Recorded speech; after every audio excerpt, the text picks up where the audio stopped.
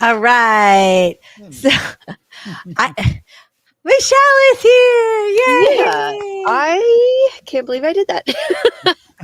We're very, very glad that you are here. So Michelle had a little was driving and had a little time zone issue, which Well, is no, look, it happened days ago. I've been like, I just in my head it didn't change to now the live stream starts at 8 instead of 9.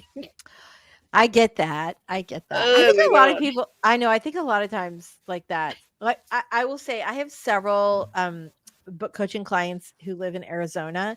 And even though I consider myself a time zone ninja because of all my years of doing media in a Right. variety of time zones all over the world, that one kills me because Arizona does not observe daylight savings. And so sometimes it's Pacific and sometimes it's mountain, and I can never remember which one. Yep, yep, yep, So, yep. yeah, yeah. I'm always like, I always give them, my book coaching clients Eastern time zone. And I'm like, I'm just going to let them figure that out Yep. on their own. So very, very nice. Kanashi's here, late to the game as well. I forgot it was Wednesday. Weeks are flying by way too fast. I Mm. know. Can you guys believe it's already the end of January? Whew. Very nice. Very nice. Avi says she was wondering where you were, thought the RV was parked in a no Wi-Fi zone. Sometimes it's that. Sometimes it is that. So speaking of Avi, we have okay, I thought this was funny. Speaking of animal menaces, where's Odin today? I think he's chilling out on the couch. He's had not on my chair. Usually he's in here, but I think he's like out chilling on the couch today. All right. So we had a great question from Avi. Let me track it down. Here we go. Question for after the next sprint. I've been in a writing slump since Nano 2023. So, couple months now. How do you get back into writing when you're stuck in research mode? That's basically procrastination. That's a good one. I have been there. It is a good one. I think every author has been there at one time or another. Find fans, friends. I feel like I need another F word. Fools was the first one. I'll take that mantle. I feel like a fool today. Everybody, what do you guys think? Do you have some advice on that? I am super, super curious about that. Ms. Texas G says, Van Life, how awesome that must Hey, be. Texas. Yeah, right? It's fun. Time zone ninja. Maz, I forgot it was a 4 p.m. start, not 5. I don't have the excuse of not living in a new time zone. Yeah, right. I wish we did not do it. I find it horrible. I hate that. The whole thing is don't get me started. I will. I will go on and on. I hate changing time zones so much. Okay, or changing daylight savings time. Okay, Yeah. so here's our question. How do you Okay. get back into writing when you're stuck in research mode that's basically procrastination? Who wants to jump in and start with this? Michelle's got an answer. All right, here we go. Because I've been there so many times. I think whether you're conscious of it or not, when this happens, you're aware of how much time has passed that you have been procrastinating, and every day it makes like the mountain of what you should have gotten done bigger in your head. Yes. And so the first thing you have to do is acknowledge that there's no should have. You should not have written anything at this point because you haven't. Right. So like and it paralyzes you because when you get started you're like I have to make up for all of this lost time. You don't. Right. It's not lost time. It's time that you spent in research and giving your brain a break from drafting. And so the way you start is you pick one little thing you want to do. Even if it's as tiny as like I want to write the first sentence and make it like a beautiful awesome first sentence and that's all you do. Just do that. And then like celebrate that because you started something and don't think about it in terms of like I have to make it all up, you know. Right. That's what works for me. I have to just set a very tiny goal at first and then like Yeah. eventually you get Get bigger goals, it gets bigger and bigger. Yeah. I think so I think your advice on like there is no should that you like don't because I think we all do that, right? We have our word yeah. count, then you don't make it, then you're like, oh, now I've got to do this much and this much. And then suddenly you're like, okay, if I can write 40,000 words a day for the next 3 days, I'll finish the book. And Right. that's not, it just puts No. incredible pressure on you and you end up not doing it. I love the idea of starting very small.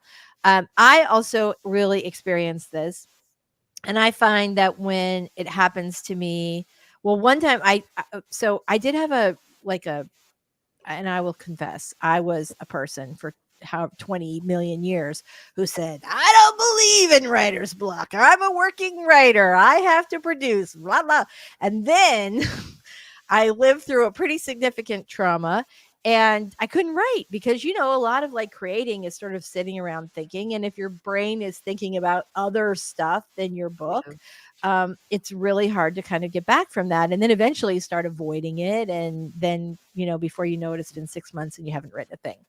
So for me, it was trying to get back in, because at first I was like, well, that's it. I'm just not creative anymore. That's because it went on for months.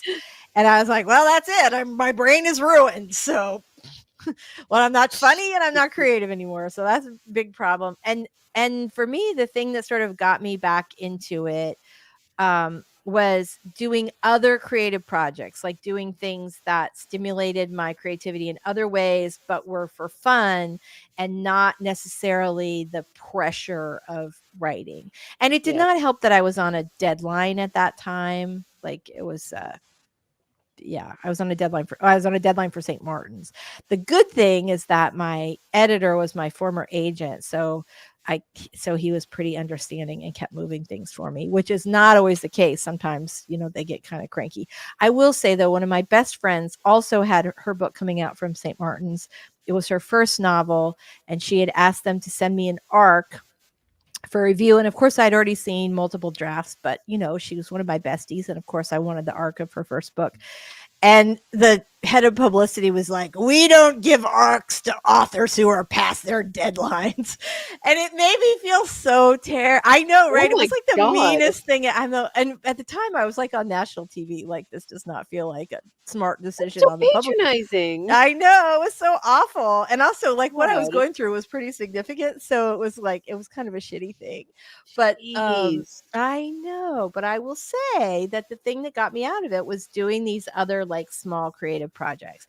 And then after the pandemic, I also had sort of a little bit of a same kind of thing where it was a couple of months, and I just changed projects. I thought I will, like, this is not working for me, so there must be some other reason. Like I went into like, sort of developmental editor mode, like, okay, I'm really struggling to write this book, so perhaps there's something that I haven't done or that I need to figure out first. And so I kind of put it to the side, let it rest, and started working on other book projects, which I finished. An easier book project, right? Lower hanging fruit, got a win there, and then went back to the other one and finished it. So that's mine. Yeah. But the lower hanging fruit, same. Yeah. You write a really spectacular opening sentence or a pair or the scene that you're dying to write, like the one, even if it's in the middle of the book, get to the good parts and sort of give yourself that little treat before you get started.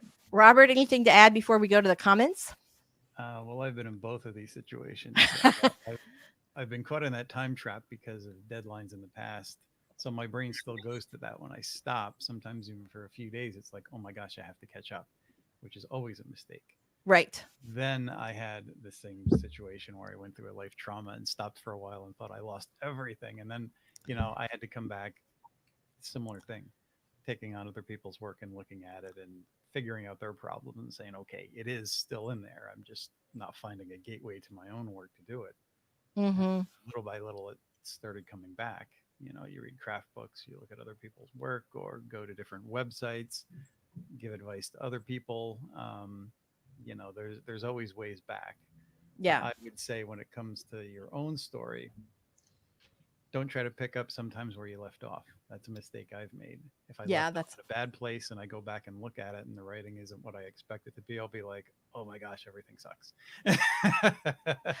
So go back a ways, even if you have to go back to the beginning to restart and rejuvenate that energy. Look at some craft books, watch craft videos, find something that inspires, and start it wherever works for you. Wherever the energy is drawing you, That's Yes. where you start. Yeah, I think the same thing. I think wherever the energy is drawing you is a really great way to put it. Like have your dessert first, Yes. basically. Yeah.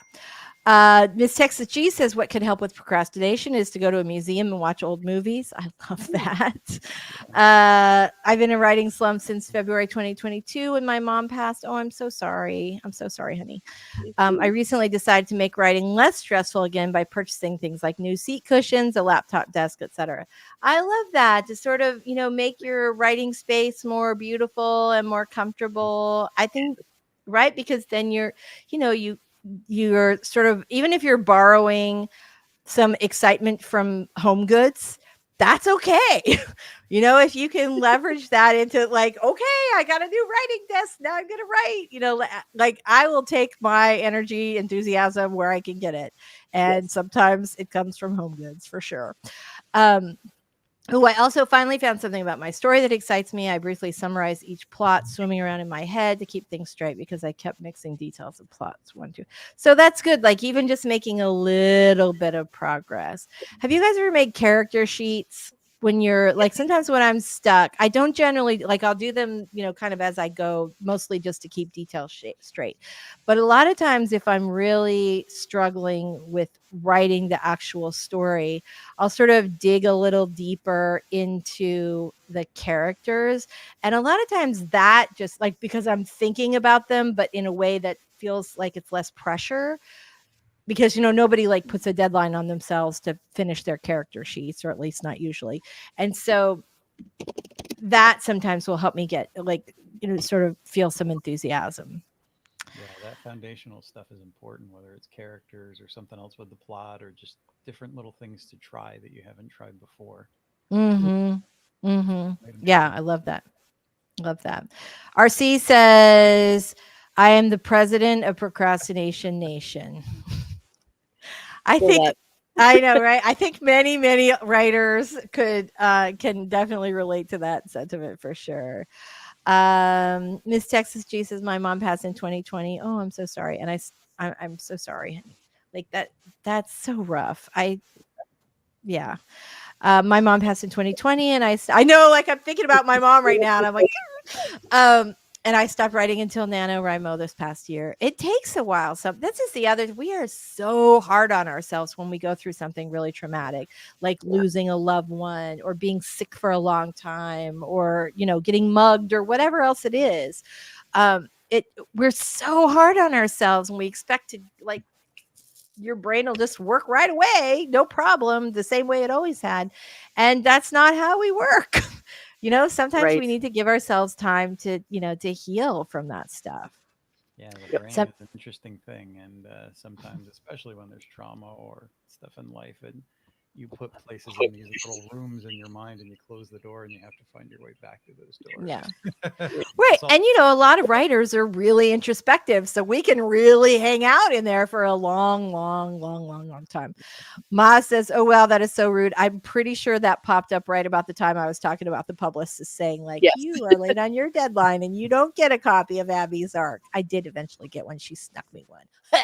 All right. So Miss Texas G says, go somewhere else, get out of your routine. This is one of my favorite things if I'm like kind of dragging, but I'm not really in a slump and I don't want to be. You guys know I love to write at the beach. And but sometimes I'll just like go to a restaurant, or I love to write out. It's been kind of chilly here lately. I love to write outside by my pool. Like I have like, that is one of those places where I made space like really comfy and cozy. Sister says she's so sorry for your loss. I used to get lost in my writing and write 8 to 10 hours a day. After she passed, I just kept thinking, oh no. All right, sweetie. She knows. But I feel that I think everybody kind of goes through that, right? When someone passes, you're like, I should have spent every minute with them. Coffee Life says, ooh, like Lisa, smaller projects, write a scene in a different character's POV. I love that idea. And the other thing is you can use that later as a reader magnet to get people onto your mailing list. You can offer that same scene in a different character's POV. Readers love that stuff. So that's like, even just doing it for the fun of the exercise and kind of getting your brain going again, but that can actually be something that's super practical. Preferably, Coffee Life says preferably I'd agree reread the whole thing again, but in the case that's overwhelming, maybe read the scene you were excited to write before. Oh, yay. That's so I love this. Her Right? visit. Yeah, that's so awesome. They inspire me too, man. It helps to, I don't know. It's been I really fe- cool to see different landscapes, and it always gets little story ideas going. Mhm. I love that about traveling. I think there's always something so just sort of magical about kind of taking yourself outside of your normal life. So that's Mhm. another thing. Maybe Avi, go someplace you don't normally go and just Yeah. hang out in a Even if different it's part of like, town.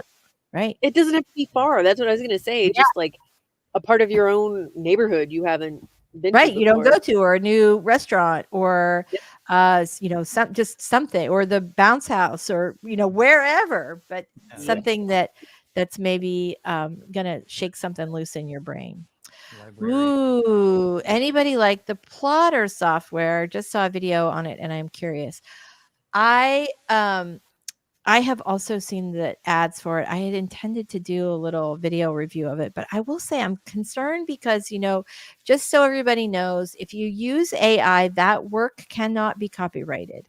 And so it would suck to put all your great original ideas into this software and then have it spit out something that's very much like your writing, but not your writing. And then you don't actually own it. Because I have this terrible feeling about this that someday all these AI companies are going to come and go, yep, all these are ours. After they all trained on all of our books, they'll come back and Into what I'm steal. thinking too. There was one that I was reading about.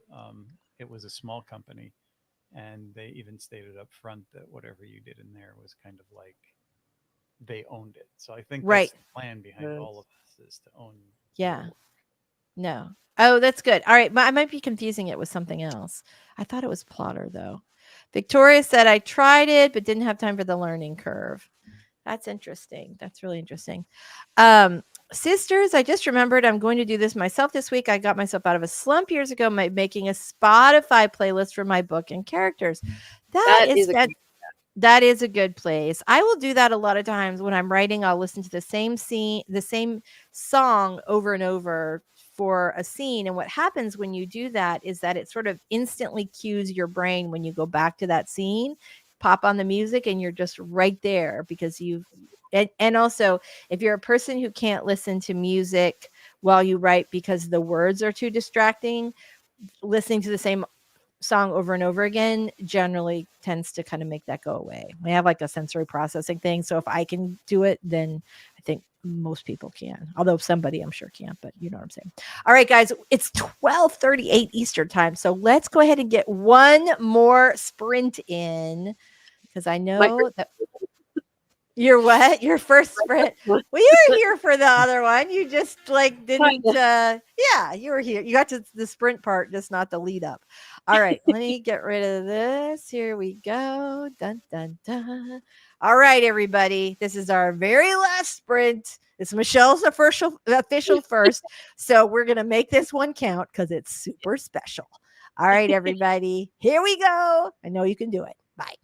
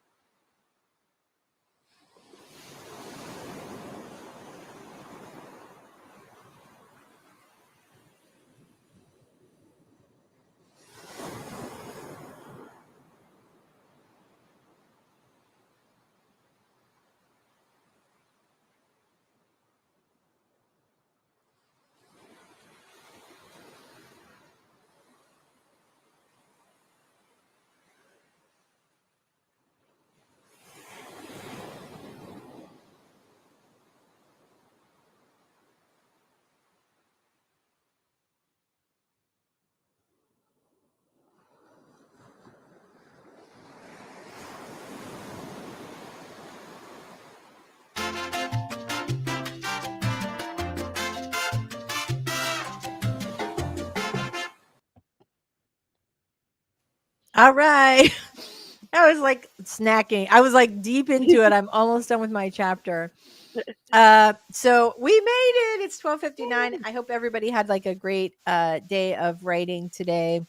Let's see. Dun dun dun. We have a couple more comments in the chat I wanted to get through. Love that instrumental sound. You guys know I often listen to the sound of the beach. I sure appreciate it. Somebody said something very nice about my little timers. Thanks, love it. I bought stock photo or stock video and then combined it with actual ocean sounds and a timer, and that's how we have them. So yay, thank you so much. We are super happy that you were here with us today. Coffee Life, hope to see you next week. I wouldn't want to use AI. Maz says, I wouldn't want to use AI to spit out ideas or sentences because what if it gave you a response you might have thought of and now can't use? I'd always worry I was accidentally plagiarizing. Feel that. It's mostly just virtual note cards and character setting database type thing, similar to how some people use Plotter. Okay. I think I was thinking that. I think I'm thinking of something else, but I definitely want to check it out. It's funny because I always get, like, anytime I go to a writing conference, they're always there, and I always get like, deals to like check it out for free, and I think they have a free trial period. So yeah. All right, you guys. Well, everything is delightful. We are super, super happy to have been with you guys today. I'm very happy that Michelle made it to the stream and that everything was okay. Before we go, let's quickly do our outros. And before we say goodbye, Michelle, why don't you tell us a little about you and your awesome channel? Thank you. I'm Michelle Schusterman. I'm a young adult and middle grade author. My channel is Writing Workshops, Traditional Publishing Chat, and Writing Blogs. Thank you, Lisa. Thanks so much for being here today. Robert, tell us a little about you and your awesome channel before we go. My channel is The Story Detective, where I take various forms of storytelling, put it under my Sherlockian microscope, and break down the craft for the viewer to make their craft journey easier. Always wonderful. And I'm Lisa Daly. This is on my channel. We talk about how to write a book you're super proud of and get it published. And every week we do writing sprints and say hi to Odin and Rosa. So you guys have an awesome week, and we will see you next Wednesday, same time, same place. Bye, everybody.